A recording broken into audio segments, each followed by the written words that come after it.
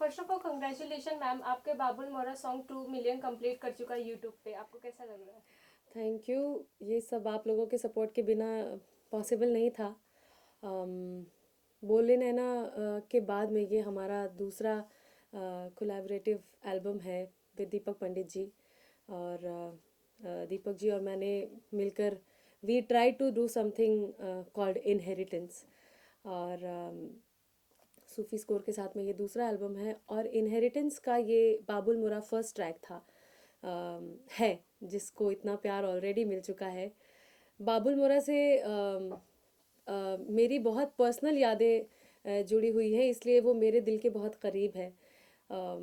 बाबुल मोरा में जो भी मैंने चीज़ें पहनी हैं या मैंने जो भी उसमें किया है, इट इज़ एब्सोल्युटली रियल, इसलिए मैं उस गाने से ज़्यादा कनेक्ट कर पाती हूँ उस ठुमरी से। इसमें खुद की मेरी वेडिंग ड्रेस है जो मैंने पहनी है। मेरी मदर इन लॉ का मंगलसूत्र है जो मैंने पहना है। और मेरे पापा की फ़ोटो है उसमें।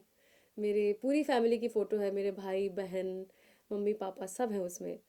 तो जब ये गाना शूट कर रहे थे तो हम बहुत ज़्यादा मतलब रवि यादव जी जो कि हमारे डायरेक्टर हैं इस बाबुल मोरा के, उन्हें ऐसा बोलना ही नहीं पड़ा कि you have to emote well, you have to feel the song, because वो ऑलरेडी मुझे when I was shooting and I just held my father's picture in my hands, उस वक्त मैं बहुत ज़्यादा इमोशनल हो गई थी। तो उन्होंने ये भी बोला कि इतना ज़्यादा इमोशनल भी नहीं होना है।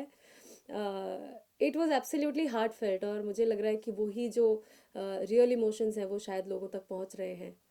ओके, तो अभी बॉलीवुड इंडस्ट्री के लिए बहुत ही दुखद दिन चल रहे हैं। अभी कुछ दिनों पहले लता मंगेशकर दीदी जी नहीं रही, अभी 2 दिन पहले बप्पी लहरी जी भी नहीं रहे। आप इस पर क्या कहना? इस पे बहुत ही ज़्यादा मतलब डेवस्टेटेड फील कर रही हूँ, क्योंकि लता जी जैसा उनके लिए ऐसा कहते हैं ना, ना भूतो ना भविष्यति। ऐसे लोग पता नहीं अब दोबारा कभी इस मतलब इस धरती पे आएंगे या नहीं आएंगे। She was the one and only. और अच्छा भी नहीं लगता ऐसे कहना कि she was, it doesn't really feel good to say that. लेकिन उन्होंने अपनी ज़िंदगी का 99% म्यूज़िक को दिया है। वो हमारे लिए उनकी ब्लेसिंग्स छोड़ कर गई हैं वो हमारे लिए। सो वो अमर है हमारे बीच में, वो कभी भी नहीं जा सकती हमें छोड़कर। She is always there in our hearts through her music. And Bappi da के बारे में क्या कहूँ, जो कि ऐसे लेजेंडरी आर्टिस्ट थे जिन्होंने इंडिया को डिस्को से रूबरू करवाया है। उन डिस्को किंग कहा जाता था उनको, कहा जाता है। तो पता नहीं ऐसे लोग फिर दोबारा कब आएंगे, कब वो नया दौर लेकर कोई ऐसा नया एक बप्पी लहरी कब आएंगे, और कब ऐसी लता मंगेशकर वापस देखने को मिलेंगी पता नहीं।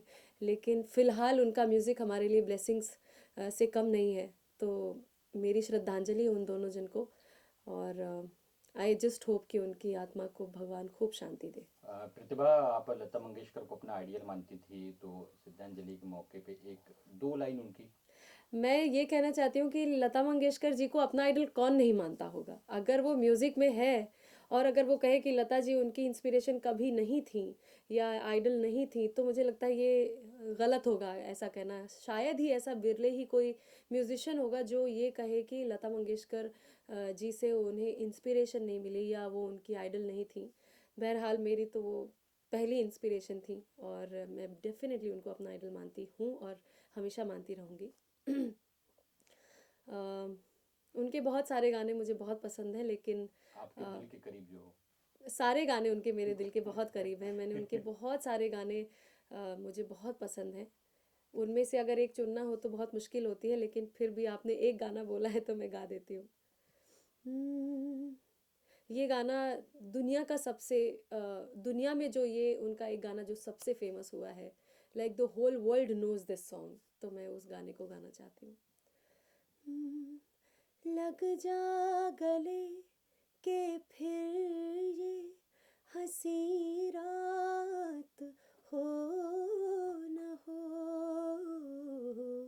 शायद फिर इस जन्म में मुलाकात हो न हो। लग जा गले के फिर ये हंसी रात हो न हो, शायद फिर इस जन्म में मुलाकात हो न हो, लग जा गले से। Thank you. आप आगे किस तरह के प्रोजेक्ट करना चाहेंगे, पसंद करेंगे? फ़िलहाल तो मैं आपको थोड़ा सा और बताना चाहती हूँ इनहेरिटेंस के बारे में, कि inheritance is about 4 traditional classical thumris जिन्हें रिवाइव किया गया है इनहेरिटेंस में, और दीपक जी ने बहुत ही ब्यूटीफुली कंसीव किए थे सारे आइडियाज़, किस ठुमरी को क्या अप्रोच देनी है, and then he collaborated with Budapest Symphony, and Sufi Score ने हमें सारी लिबर्टी दी to do it the way we want, the way an artist wants to portray their music. तो इस तरह से दीपक जी ने बहुत ही बढ़िया मॉडर्न अप्रोच के साथ में, बट उनके रागों को उन्होंने छेड़ा नहीं है, और बहुत ही खूबसूरत एक अरेंजमेंट किया है उन्होंने पूरे इस म्यूज़िक एल्बम का। इसमें 4 ठुमरीज़ हैं जिसमें से बाबुल मोरा एक आउट हो चुका है, बाकी 3 ठुमरीज़ बहुत जल्दी आपको सुनने को मिलेगी। इसके बाद आने वाला है हमरी अटरिया पे, जो कि आप लोगों ने पहले भी सुना होगा बेगम अख्तर जी से, एंड रेखा भारद्वाज जी ने भी इसको गाया है, और भी बहुत सारे लोगों ने गाया है, लेकिन हम इंस्पायर्ड हैं बेगम अख्तर जी की ठुमरी से।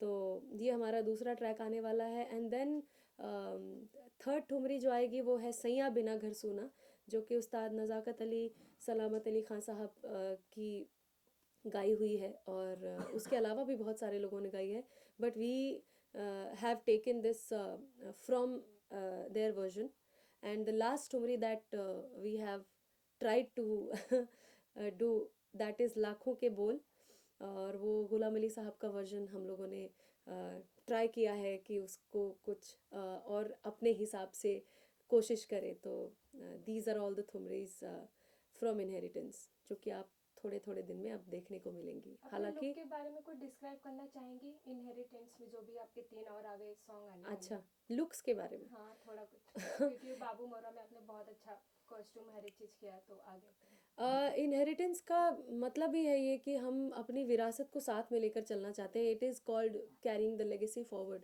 तो जो हमारी इंडियननेस है, जो हमारी विरासत है, जो हमें मिली है विरासत में, हमारी भारतीयता, हमारा कल्चर, मुझे हमेशा से ऐसा लगता है कि मैं अपने कल्चर को बहुत प्यार करती हूँ। जो हमारा इंडियन कल्चर है, मुझे उससे बहुत प्यार है, और मैं हमेशा ही आज छोड़ दीजिए, लेकिन मैं हमेशा ही, मुझे इंडियन कल्चर बहुत, मैं हमेशा ही इंडियन ड्रेस में ज़्यादा दिखती हूँ, मुझे साड़ी बेहद पसंद है।